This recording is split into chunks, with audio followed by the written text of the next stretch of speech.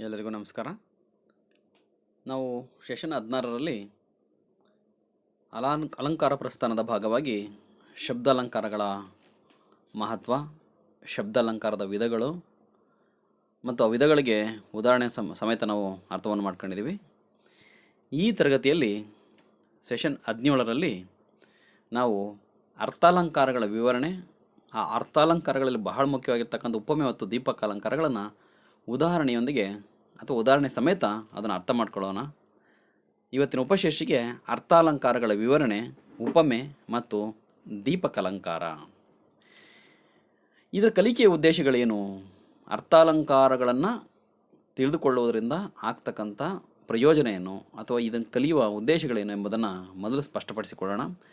ಅರ್ಥಾಲಂಕಾರದ ಮಹತ್ವವನ್ನು ಪರಿಚಯಿಸಿಕೊಳ್ಳೋದು ಮತ್ತು ಪರಿಚಯಿಸುವುದು, ಉಪಮಾಲಂಕಾರದ ಭಿನ್ನ ಭಿನ್ನ ಪ್ರಕಾರಗಳನ್ನು ಉದಾಹರಣೆಯೊಂದಿಗೆ ಪರಿಚಯಿಸುವುದು, ಅರ್ಥಾಲಂಕಾರಗಳಲ್ಲಿ ಬಹಳ ಮುಖ್ಯವಾಗಿರುವ ಉಪಮಾಲಂಕಾರ ಮತ್ತು ದೀಪಕಲಂಕಾರದ ಸ್ವರೂಪವನ್ನು ತಿಳಿಸುವುದು ಈ ತರಗತಿಯ ಬಹಳ ಮುಖ್ಯವಾದ ಉದ್ದೇಶಗಳಲ್ಲಿ 3 ಮುಖ್ಯವಾದಂಥವು. ಈಗ ನಾವು ನೇರವಾಗಿ ಅರ್ಥಾಲಂಕಾರ, ಅದರ ಸ್ವರೂಪ, ಅರ್ಥಾಲಂಕಾರ ಎಂದರೇನು ಮತ್ತು ಅದರ ಸ್ವರೂಪ ಹೇಗಿರ್ತದೆ ಎಂಬುದರ ಕಡೆ ಗಮನ ಕೊಡೋಣ. ಅರ್ಥದಲ್ಲಿ ಕಂಡುಬರುವ ವೈಚಿತ್ರ್ಯವನ್ನು ಅರ್ಥ ಸೌಂದರ್ಯ ಅಥವಾ ಅರ್ಥಾಲಂಕಾರ ಎನ್ನುತ್ತಾರೆ. ಅಂದರೆ ಅರ್ಥದ ಮೂಲಕ ಅದರ ಭಿನ್ನ ಭಿನ್ನ ನೆಲೆಗಳು ಗೋಚರವಾಗುವಂತಿದ್ದರೆ, ಸೊಗಸನ್ನು ನೀಡುವಂತಿದ್ದರೆ, ವೈಚಿತ್ರ್ಯದಿಂದ ಕೂಡಿದರೆ ಅದನ್ನು ನಾವೇನಂತ ಕರಿತೀವಿ ಅಂದರೆ ಅರ್ಥಾಲಂಕಾರ ಅಂತೇಳಿ ಕರಿತೀವಿ. ಶಬ್ದಾಲಂಕಾರಗಳ ಸಂಖ್ಯೆ ಕಡಿಮೆ, ಆದರೆ ಅರ್ಥಾಲಂಕಾರಗಳ ಸಂಖ್ಯೆ ಹೆಚ್ಚು.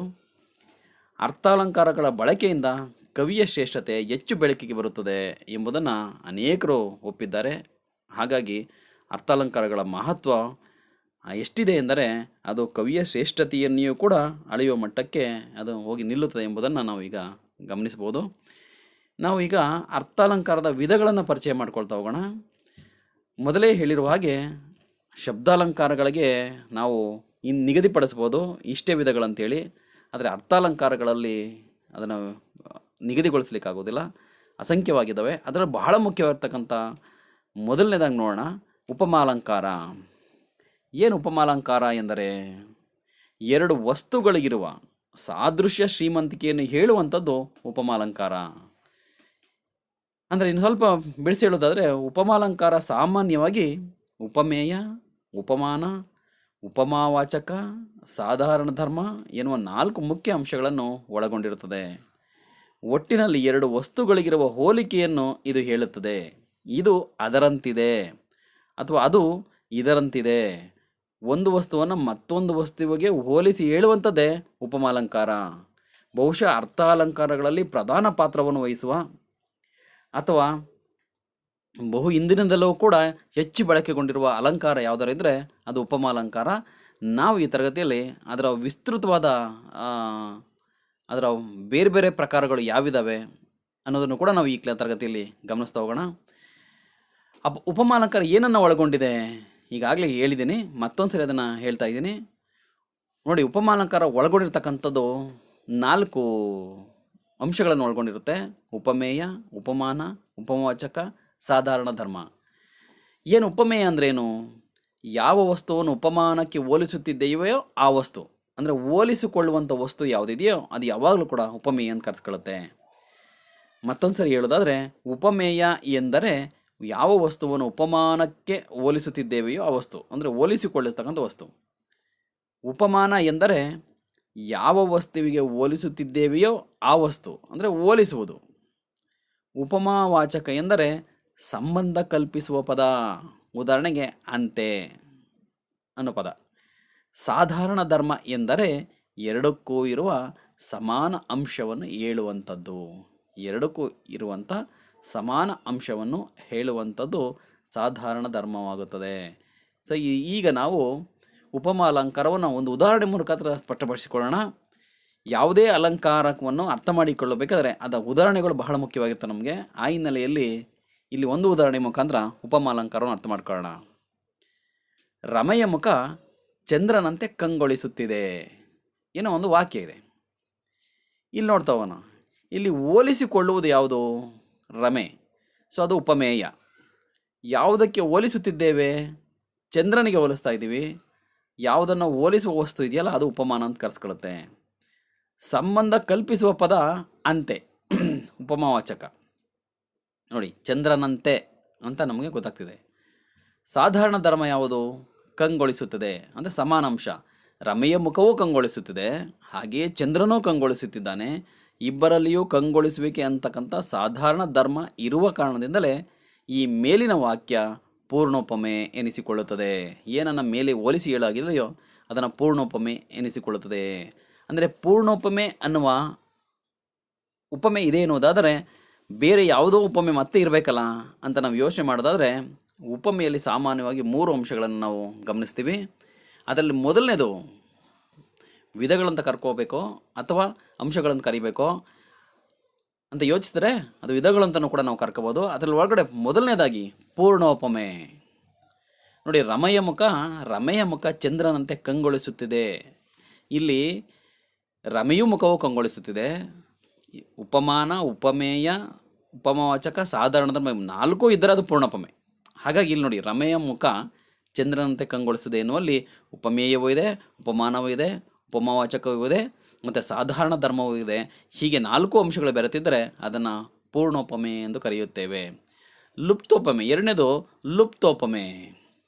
ಲುಪ್ತೋಪಮೆಯಲ್ಲಿ ಸಾಧಾರಣ ಧರ್ಮ ಇರುವುದಿಲ್ಲ, ಬದಲಾಗಿ ಉಪಮೇಯ, ಉಪಮಾನ, ಉಪಮಾವಾಚಕ ಅಷ್ಟೇ ಇರುತ್ತದೆ.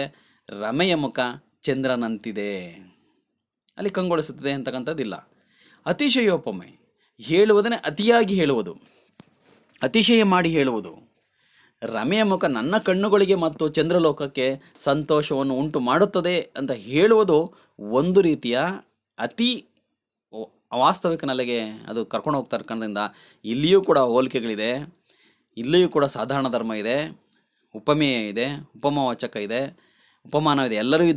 ಎಲ್ಲವೂ ಇದ್ದರೂ ಕೂಡ ಇಲ್ಲಿ ಒಂದು ಅತಿಶಯವಾದಂಥ ಹೇಳಿಕೆ ಇರುವ ಕಾರಣದಿಂದ ಇದನ್ನು ನಾವೇನಂತ ಕರಿತೀವಿ ಅಂದರೆ ಅತಿಶಯೋಪಮೆ ಎಂದು ಕರೆಯುತ್ತೇವೆ.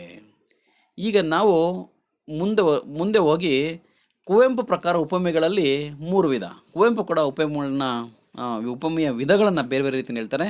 ಅವ್ರು ಹೇಳುವ ಭಾಳ ಮುಖ್ಯವಾದ 3 ವಿಧಗಳಿದ್ದಾವೆ. ಆ 3 ವಿಧಗಳು ಯಾವುದಪ್ಪ ಅಂದರೆ ರೂಪೋಪಮೆ, ಗುಣೋಪಮೆ, ಭಾವೋಪಮೆ. 3 ವಿಧ ಇದೆ. ಆ 3ರಲ್ಲಿ ನಾವು ನೋಡೋಣ. ರೂಪೋಪಮೆ ಅಂದರೆ ಅವನ ಕಣ್ಣು ಕೆಂಡದಂತೆ ಕೆಂಪಗಿದೆ. ಉದಾಹರಣೆ ಇದು. ಮೊದಲೇ ರೂಪವನ್ನು ಆಧರಿಸಿ ಕೊಡುವಂಥ ಒಂದು ಹೋಲಿಕೆ ಏನಿದೆಯೋ ಅದನ್ನು ನಾವೇನಂತ ಕರಿತೀವಿ? ರೂಪೋಪಮೆ. ನೋಡಿ, ಅವನ ಕಣ್ಣು ಕೆಂಡದಂತೆ ಕೆಂಪಗಿದೆ. ಕಣ್ಣನ್ನು ಕೆಂಡಕ್ಕೆ ಹೋಲಿಕೆ ಮಾಡಿ ಹೇಳ್ತಾ ಇದ್ದೀವಿ. ಗುಣೋಪಮೆ, ಗುಣವನ್ನು ಆಧರಿಸಿ ಪರಸ್ಪರ ಹೋಲಿಕೆಯನ್ನು ಮಾಡಿದರೆ ಅದನ್ನು ನಾವೇನಂತ ಕರಿತೀವಿ? ಗುಣೋಪಮೆ. ಅವನು ಸಮುದ್ರದಂತೆ ಗಂಭೀರ. ನೋಡಿ, ಅವನ ಗುಣವನ್ನು ಹೋಲಿಸ್ತಾ ಇದ್ದೀವಿ. 3ನೇದು ಭಾವೋಪಮೆ, ಭಾವನೆಯನ್ನು ಆಧರಿಸಿ ಹೋಲಿಕೆ ನಿರ್ಮಾಣಗೊಂಡಿದ್ದರೆ ಅದನ್ನು ನಾವು ಭಾವೋಪಮೆ ಎಂದು ಕರೆಯುತ್ತೇವೆ. ನೋಡಿ, ವಸಿಷ್ಠನನ್ನು ಕಂಡು ಒಟುವು ಹುಲಿಯನ್ನು ಕಂಡವನಂತೆ ಬೆದರಿದನು. ವಸಿಷ್ಠನನ್ನು ಅಂದರೆ ಅಲ್ಲಿ ಒಬ್ಬರನ್ನು ನೋಡಿದ ಕೂಡಲೇ ಹುಲಿ ನೋಡಿದಾಗೆ ರೀತಿಯಲ್ಲಿ ಹೆದರಿಕೊಳ್ಳುತ್ತಿದೆಯಲ್ಲ, ಭಾವನೆಗಳನ್ನು ಅದು ಪರಸ್ಪರ ಹೋಲಿಕೆ ಮಾಡ್ತಾ ಇದೆ. ಹುಲಿಯನ್ನು ಕಂಡ್ರೆ ಎಷ್ಟು ಹೆದರಿಕೆ ಆಗುತ್ತೋ ಹಾಗೆಯೇ ವಸಿಷ್ಠನನ್ನು ಕಂಡರೂ ಕೂಡ ಅಷ್ಟೇ ಹೆದರಿಕೆ ಆಗುತ್ತೆ. ಎರಡರ ಹೋಲಿಕೆ ಒಳಗಡೆ ಭಾವನೆ ಹೆಚ್ಚು ಮುಂಚೂಣಿಯಲ್ಲಿರುವ ಕಾರಣ ಇದನ್ನು ನಾವು ಭಾವೋಪಮೆ ಎಂದು ಕರೆಯುತ್ತೇವೆ. ಹೆಸರೇ ಸೂಚಿಸುವ ಹಾಗೆ ಇಲ್ಲಿ ರೂಪ, ಗುಣ, ಭಾವವನ್ನು ಗ್ರಹಿಸಬೇಕು. ಉಪಮೆಗೆ ಮತ್ತೊಂದು ಉದಾಹರಣೆಯನ್ನು ನಾವು ನೋಡೋದಾದರೆ ಇಲ್ಲಿ ಒಂದು ಪದ್ಯ ಇದೆ. ಆ ಪದ್ಯವನ್ನು ಗಮನಿಸಿ. ಬಳಸಿ ಸುಳಿದಾಡಿ ಕಾಲ್ವಡಿದೆಳಸಿ ಕಲಾಲೋಪ ಮೊದವೆ ಜನನಿಯ ಮೊಲೆವಾಲ್ಗನುಣ್ವ ಶಿಶುಗಳಂತಿರೆ ಕಳವೆಯ ಪಾಲ್ದನಿಯ ಪಾಲನುಂಡವೋ ಗಿಳಿಗಳು ಅನ್ನೋ ಪದ್ಯವನ್ನು ನೀವು ಗಮನಿಸೋದಾದರೆ ಇಲ್ಲಿ ಗಿಳಿಗಳು ಉಪಮೇಯವಾಗಿಯೂ ಶಿಶುಗಳು ಉಪಮಾನವಾಗಿಯೂ ಸ್ವೀಕೃತವಾಗಿವೆ. ಎರಡೂ ವಸ್ತುಗಳ ಗುಣಧರ್ಮಗಳು ಅಂದರೆ ಸುಳಿದಾಡುವುದು, ಹಾಲು ಕುಡಿಯುವುದು ಸಮಾನವಾಗಿರೋದ್ರಿಂದ ಇದು ಪೂರ್ಣೋಪಮೆ ಎನಿಸಿಕೊಳ್ಳುತ್ತದೆ. ವಿದ್ಯಾರ್ಥಿಗಳು ಈ ಉದಾಹರಣೆಯನ್ನು ಮತ್ತೊಮ್ಮೆ ಸ್ಪಷ್ಟವಾಗಿ ಗಮನಿಸಿ ನೋಡಬೇಕಲ್ಲಿ. ಇಲ್ಲಿ ಶಿಶುಗಳಿಗೂ ಮತ್ತು ಗಿಳಿಗಳಿಗೂ ಕೂಡ ಪರಸ್ಪರ ಹೋಲಿಕೆ ಇರ್ತಕ್ಕಂಥದ್ದನ್ನ ನೀವು ಗಮನಿಸ್ಬೋದು. ಹಾಗೆಯೇ ನಾವು ಇನ್ನೊಂದು ಉಪಮಾಲಂಕಾರದೊಂದಿಗೆ ಈ ತರಗತಿಯಲ್ಲಿ ದೀಪಕಾಲಂಕಾರವನ್ನು ಕೂಡ ತಿಳಿದುಕೊಳ್ಳಬೇಕಾಗಿರೋದ್ರಿಂದ ಮೊದಲು ನಾವು ದೀಪಕಾಲಂಕಾರ ಎಂದರೇನು ಎನ್ನುವುದನ್ನು ನೋಡೋಣ. ಇದರಲ್ಲಿ 2 ವಸ್ತುಗಳಿದ್ದು, ಒಂದು ವಸ್ತು ಪ್ರಸ್ತುತವಿದ್ದು ಇನ್ನೊಂದು ಅಪ್ರಸ್ತುತವಿರುತ್ತದೆ. ಅಂದರೆ ಪ್ರಸ್ತುತ ಅಪ್ರಸ್ತುತ ವಸ್ತು ವಿಷಯಗಳಲ್ಲಿ ಸಮಾನ ಧರ್ಮವಿದೆ ಎಂದು ವರ್ಣಿಸಿದರೆ ಅದು ದೀಪಕಲಂಕಾರ. ಸೊ ಒಂದು ವಸ್ತು ಮತ್ತೊಂದು ವಸ್ತುಗೆ ಇಲ್ಲೂ ಹೋಲಿಕೆ ಇರುತ್ತೆ, ಆದರೆ ಒಂದು ವಸ್ತು ಪ್ರಸ್ತುತವಾಗಿರುತ್ತೆ, ಮತ್ತೊಂದು ವಸ್ತು ಅಪ್ರಸ್ತುತವಾಗಿರುತ್ತೆ.